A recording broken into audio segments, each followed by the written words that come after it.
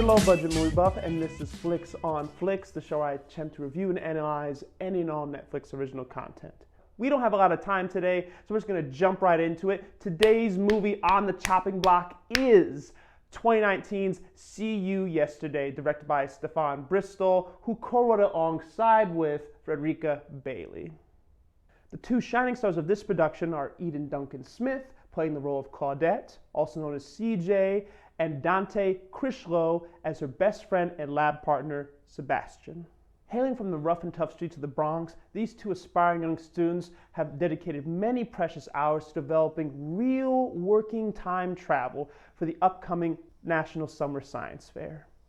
Ultimately, they hope the discovery will garner them immense academic prestige, top flight scholarships from every university in the nation, as well as a one-way ticket out from the dangerous streets of their neighborhood. However, beyond that, they never truly questioned the true value of their discovery. That is, until one fateful day when CJ's older brother Calvin is wrongfully gunned down by two police officers who mistaken him for an armed robber. Seeing an opportunity to right an unfortunate, all too common wrong, CJ and Sebastian decide to perfect their time travel, go back, and attempt to prevent the tragic loss of CJ's older brother. Great Scott! So this is one of Netflix's most highly advertised original movies for a while. They even had one of those big trailers that start up as soon as you boot up the platform. Like it or not, as soon as that platform turns on, that trailer's gonna start playing. Hey, I wonder what's on Netflix.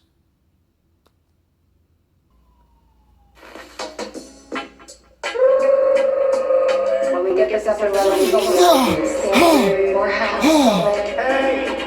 But I have to admit, jarring automatic trailers aside, the premise intrigued me.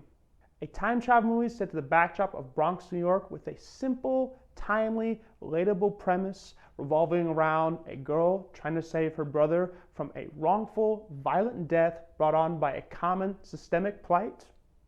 It's simple, it's small, it's personal, and I dig that. In a world where most movies are about intergalactic wars or superpowered gods preventing impending apocalypses or universe-shattering catastrophes, it's just so refreshing to get something that's on such a smaller scale. The stakes aren't as high as far as the fate of humanity is concerned, but that doesn't mean they don't matter, and in this movie, they make the stakes matter. All right, so just real quick, let's just address the elephant that's in the room. I did not hit her. It's not true. It's bullshit. I did not hit her. I did not. Oh, hi, Mark. Oh, hey, Johnny, what's up? I have a problem with Lisa. She said that I hit her. What? Well, did you? No, it's not true. Don't even ask.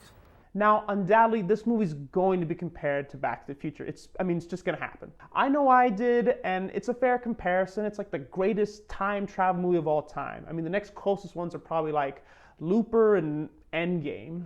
Yeah, I said it. I'll say it again. I like the time travel in Endgame. Thank you very much. And if you didn't, well, that's completely justifiable. Sorry.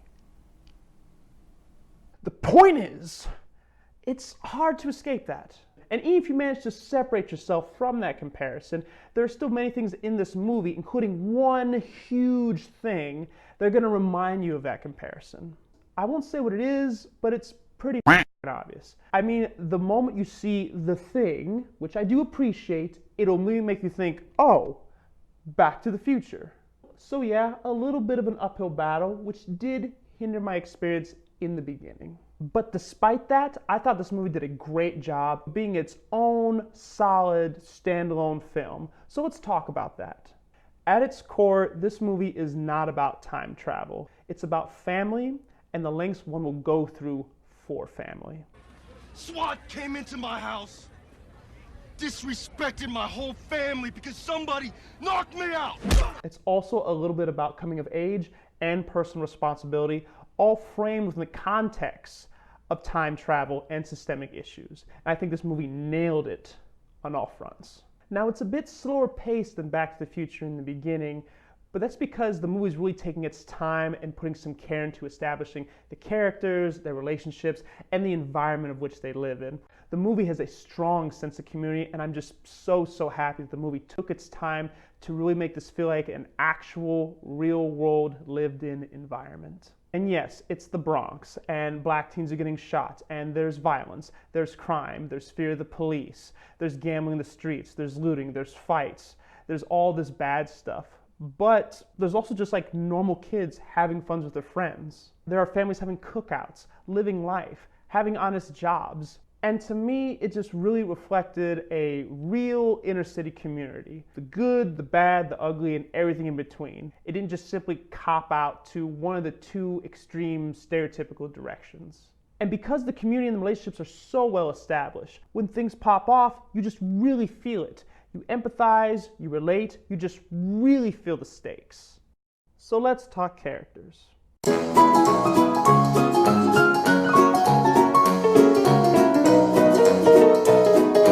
So I think everyone in this movie is doing a great job with some minor gripes here and there. Regardless, everyone still has great chemistry, and they really give off the vibe that they've really known and grown alongside each other for many, many years.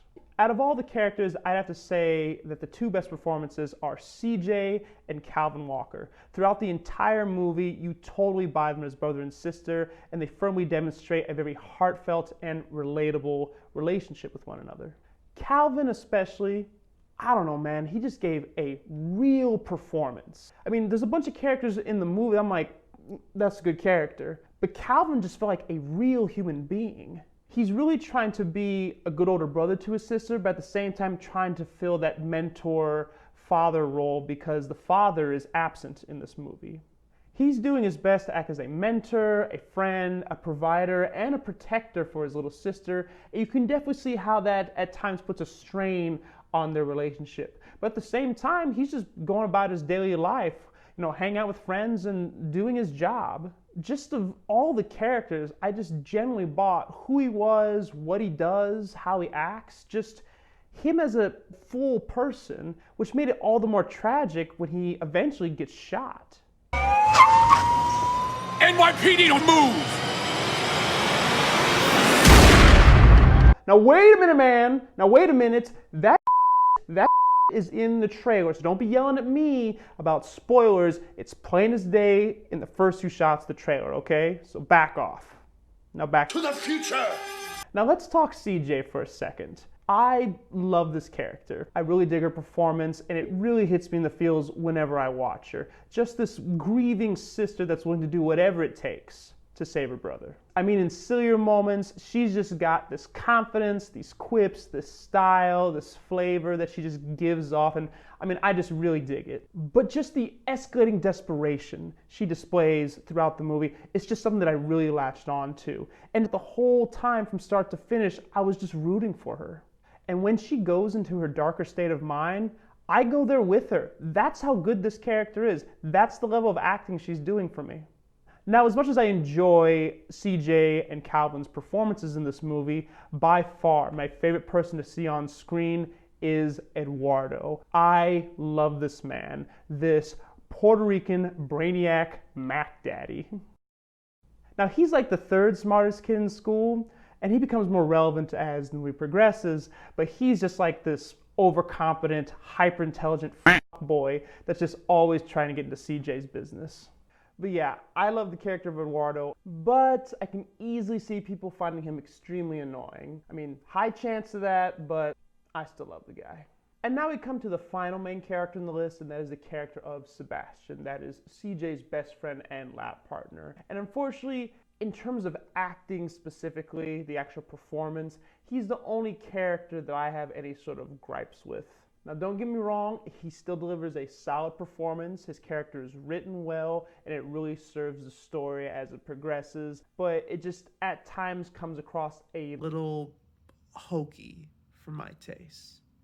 But overall, still pretty good. Now, one last thing I just want to give a shout out to before I kind of jump into more of the negatives of the movie was the ever-changing landscape that the characters had to constantly interact in. Just with the way the story is written, they constantly have to keep coming up with new ways to overcome these different time travel problems and obstacles with new resources, new technology, new research, and this really kept the movie from getting stale and kept you watching from start to finish. There was a while there where I thought this was just going to be the same one-note thing that was just going to keep getting in their way, but thankfully they were more creative than that and they created something truly special.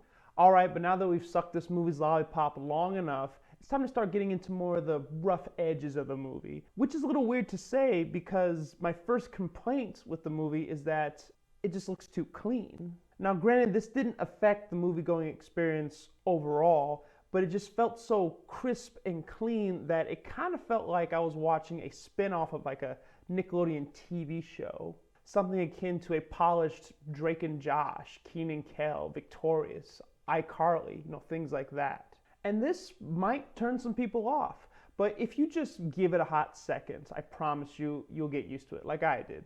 Now, earlier I praised the movie for constantly giving the characters new time travel obstacles that they had to constantly overcome, and I still stand by that. But just sometimes they solved it really fast. It just was a little quick sometimes, a little too quick. It was just kind of like, we have a problem. How do we fix it? We use a science thing. But how do we make a science thing? I made the thing. Great! This should protect us from the time ghosts.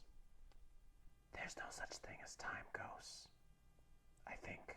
For pacing purposes, I can understand it, so I forgave it, but I can still see some people getting very annoyed with just how fast they solve those problems, come with new technologies and answers to very unexplored science. But come on, man, you walked into a movie about super smart high school time-traveling geniuses attempting to travel back in time to stop a police shooting. I think you can suspend your disbelief just a little bit when it comes to them solving science problems. Now, real quick, let's talk special effects. So, the special effects in this movie, they're there. They're not bad per se. You can definitely tell they're doing the best what they had, but they're just not always like the biggest and best thing in the world. Definitely above Sci-Fi Channel effects though. And finally we come to my only major gripe with the entire movie. So there are a series of scenes that take place at a corner store, one of which that I just cannot let go. Now, I can see why this is done and how the movie is trying to justify it as something plausible for the characters to do, but it just really bothers me. And it's not just because a specific character does this thing once, but twice. In succession, they do it twice, fully understanding the ramifications that it could have on their time travel journey. And rarely do I say this, but that was just stupid. And I watch a lot of stupid movies, and I forgive a lot of things, but that was just stupid. Also, at times, some side characters sometimes see two sets of the same characters in the same scene. Because in time travel, sometimes you can run into yourself. But these side characters see these two sets of the same people, and they just never question it. Just like, oh, that's normal. That just seems kind of lazy to me. They just kind of just bypass it. It's never really addressed. But with all this analysis, what did I actually think of the movie? Well, I thought I knew what I was going to give the movie when it was coming to a specific part in the movie, and then this one thing happens, and it completely changed my mind of how I was going to grade the movie. It really did. So just to recap, the plot's fun, the characters are great, minus the one bad character choice, and the story is thoroughly enjoyable, personal, and inspiring. And pair this all with that one great thing that I saw in the movie, that one really awesome thing that turned my opinion around, I think that this Netflix film would have been a great time at the theater.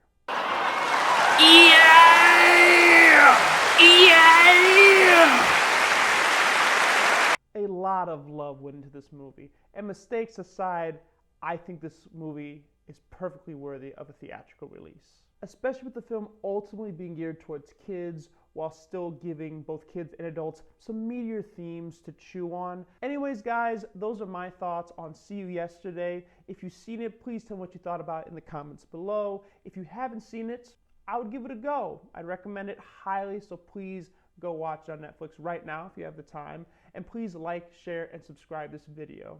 But that's all the time I have for today, guys. Thank you for stopping by. Hope you enjoyed this review. And if you want to see more, please wait for the end card at the end of the video and go check out some of my other videos. But until then, stay happy, stay healthy, stay awesome, stay you. Peace, guys. Bye.